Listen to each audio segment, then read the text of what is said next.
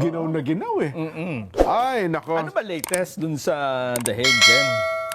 Ang latest, batay po sa pahayag ng Malacanang, kung umiikot ngayon sa social media Oo. ang Bring Home Digong. Digong, oo nga ano. Pero ang pinupush naman ngayon ng Malacanang, Nason, Bring Home Secretary Harry Roque. Sabay na. Yes. Di, baka daw mauna pa si Secretary Roque kasi ang si Pangulong Digong ay September pa yung hearing niya, no, ha? Oo. Si Secretary Harry Roque naman, alam niyo naman po, may kinakaharap po siyang warrant mula sa Kamara sa pamamagitan po ng Quadcom at matagal na po siyang hinahanap. Yun ang magiging problema nila dyan, Jen. Ito ngayon ang hamon natin sa Malacanang. Okay. Total, nakipag-cooperate kayo sa Interpol. Oo. Bigyan nyo ng notice ang Interpol na nandyan si Harry Roque, kailangan nyo arestuhin. Di ba? Oo nga, no. Pwede, no. Oo, total. Subukan nyo. Kung, Try lang. Kung gagawin. Oo. Kasi sabihin nyo, Mayroon ba tayong sa Dahig sa Sa Dahig? Doon sa Interpol ng isang pulis ng sabi nila ganun eh. Pag kami hinahanap ka na nasa ibayong dagat, ipaaresto mo sa pamamagitan ng Interpol. Kaya daw tayo nakipagtulungan sa Interpol dahil baka pag kami ipinapaaresto tayo, hindi sila makikipag-cooperate. Kasi nga binigay nila halimbawa, napakalaking tulong ng Interpol sa kay Tebes, kay Alice Guo, pati yung kay yung Jay, yung nahuli doon sa yung sa UAE Yes. na rapist, At marami pa. Kung hindi natin sila pagbibigyan, baka dumating ang pagkakataon na niya, hindi rin tayo mapagbigyan. Tama din naman, Hindi ngayon, pwede na, di ba? Ayun, Gusto nyo na pang pauwiin si Harry Roque, sabihin nyo sa Interpol, di ba? Na ito ay merong warrant of arrest dito. Oo. At kami Arestuhin kinakaharap nyo pa lang, baka pwedeng pauwiin nyo dito.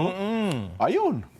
At try lang. Wala namang masama doon, no? Solve na problema nyo, di ba? Yun. Ang problema, Jen, ibinunyag po ni dating presidential spokesperson Harry Roque Nagbunyag pa, okay? na humihingi siya ng asylum sa the Netherlands. Inunahan na niya.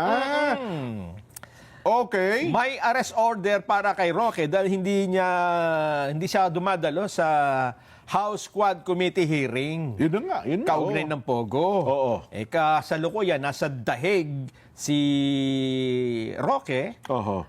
Doon lang pala siya makikita, no? Okay. Kaya sinabayan na niya na magpapile daw po siya ngayon ng aplikasyon para sa asylum. Hindi naunahan pa kayo, di ba? Ayun. Kung naunahan nyo ng Interpol yan, dadakpin na yan agad. Kung nakita nila, yaman din lamang nandun pala. Agad, no? Aakto pala siya isa sa mga abogado ng Pangulong Duterte, di ba? Ngayon, wala pa namang hearing yung asylum. Hindi pa naman napagbibigyan, subukan nyo muna. Baka mas maunahan pa ng Interpol, di ba? Total, masigasig ka tayo tumulong. Totoo. Siguradong matutulungan tayo kaagad para arestuhin si Attorney Harry Roque at ibalik ng Pilipinas. Bagay, di ba dati sila Joman, dyan din asylum, di ba? Si Joma Sison. Diyan nga matagal na tagal nga siya nakatira, nag-stay. Diyan na nga namatay, di ba? Yun. Tsaka yung iba pa mga kasama niya sa Dahig din sila, no? At kapag ka nagkakaroon ng pag-uusap, nagpupunta sila sa Oslo, Norway. Kasi doon daw ang neutral ground. Tama, pwede nga, no? Yun lang po. Sinasabi natin Sinasuggest naman natin sa kanila. Ano ha? Kaya dito, Attorney Claire Castro. Siya nag-press con kanya sa Attorney Claire. Doon sa briefing sa Malacanang. Ayun nga di ba? Kaya tayo dito, Jay, wala tayong pinapanigan dito. Nako, yan po ang tinitindigan. Doon lang tayo sa tama. Yan. Diba, may nabanggit kayong mali, Attorney Claire, pupunahin namin. Oo naman. Magpaliwanag kayo. Kung hindi naman pala mali yung sinabi nyo, tinatanggap naman natin, di ba? Halimbawa naman, may sinabi kayong tama, hindi naman natin... Ayun naman. Mas lalong hindi natin pipigilin ang ating bibig.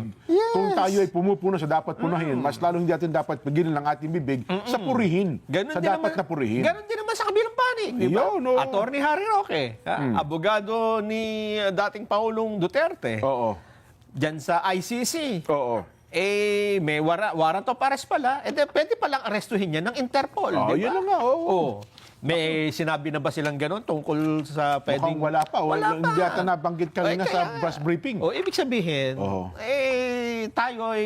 Baka sakali lang, hindi naman tayo abogado, Nelson, ano? Baka pwede nilang i-apply nga naman yan. Bakit Diba? naman hindi? Di ba? May warrant eh. Oo. Di ba? Ngayon, Jen, ang isa pa sa pinag-uusapan, may nag-propose yata na investigahan yung pagkaka-aresto kay dating Pangulong Duterte. Well, yan ang magiging paksa at ang ating talakay, Nelson. Again, ang palatuntunang ito ay tumitindig puro sa gitna sa usaping ito, Nelson. Kaya nga tayo media. Oo. Media. Sa Bisaya, media lang nga, dong. Dong, media lang. Ibig sabihin, kalahati lang. Sa gitna lang tayo. At, Sa gitna tayo, oho. kung ang parehong magkabilang panig ay tamang sinasabi. Yan, titimbangin natin tinitimbang. Oo, Pero oo. halimbawa, kita mo naman, mali yung isa, Ayaw naman. Hindi Oo, mo papanigan yun, di Oo, ba? kung kitang-kita mo naman may pagkakamali. Niloloko na tayo ng harapan. Oo. Engot naman tayo kung sasang-ayunan natin, di ba? Sabi nga nila, ang mali, kailanman hindi magiging tama. yes. At ang tama, kailanman hindi magiging mali. Tama. At walang dalawang version ang truth, di ba? Yun na Katotohanan, di ba? Oho. Ang sabi ho ni Senador Amy Marcos, meron bang boses? Para hindi na tayo magsalita dito. Oho. Siya kasi ang chairperson ng Senate Committee on Foreign Relations. Okay. Ha? Ang sabi niya, I am calling for an urgent investigation. Ayun, ako'y nananawagan na agad ay magkaroon ng investigasyon. Oh. Into the arrest of former President Rodrigo Duterte, Sa pagkakaaresto kay dating Pangulong Rodrigo Duterte, an issue that has deeply divided the nation. ang usaping ito'y malalim na naghati sa ating bayan. It is imperative to establish whether due process was followed. Aho. At dito ay niya dapat ipakita natin kung ang due process ay nasunod. And to ensure that his legal rights were not only upheld, Ayun. but protected. At yung kanyang karapatan ay matiyak na naprotektahan. Yan. Especially given the involvement of the International Criminal Police Organization and the International Criminal Court. Ang ganda, linaw. Oh. Yan ang kanyang layunin. Yan ang sabi niya. Kung bakit siya nagpatawag o magpapatawag ng investigasyon sa araw ng Huwebes. At sisimulan daw po ito Huwebes nga, ha? Ayun. Ay urgent ka pala talaga, no? Ang mga invited na sa pagdinig na ito ay ang Philippine National Police, Okay. ang Department of Transportation, Office for Transport Security, Okay. Department of Justice, Department of Foreign Affairs, National Security Council, Civil Aviation Authority of the Philippines, at iba pang resource person at mga testigo. Ayun. Oho. Nako. Pero sa kabilang banda naman, Nelson, may mga pumipigil naman. Ba, meron? Sabi niya, Senadora Amy, wag niyo na pong ituloy yan. Kasi kung inyo pong matatandaan, ang mga anak po ng dating Pangulong Duterte ay naghain na ng kanilang question sa kataas-taasang hukuman. May Nelson. mga petisyon, ano? May mga petisyon na po sa Korte Suprema. Ngayon, hintayin na natin ang paggagawing oral arguments ng Supreme Court. Kung meron mang oral argument, pero wala Ayun. pa namang sinasabi. Wala pa naman. Oh. Kung magkakaroon man ng pagdinig, ha? Oho.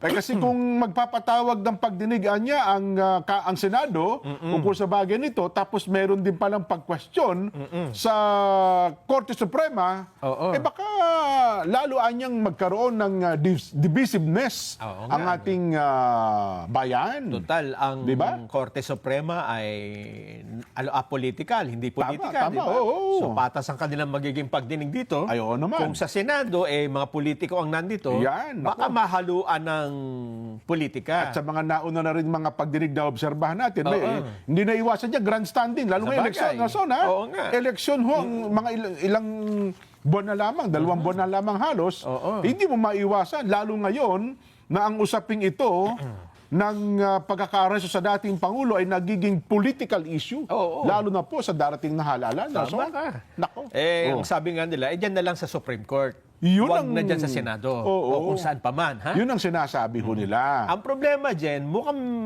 malaki din ang problema ng gobyerno ngayon sa mga petisyong ito na inihain sa Korte Suprema.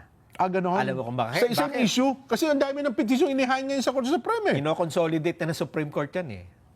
Pinagsama-sama na. Okay, yung petisyon ng mga anak. Oo. Kasi nung ang pinakahuli pala si Pulong nag-file, di ba? Nauna si Kitty. Pinagsama-sama. Tapos si Baste. Nung Biyernes ata, si Pulong din naghain na. Lahat nung petisyon ng mga anak ay pinagsama ng Supreme Court. Ayan, okay.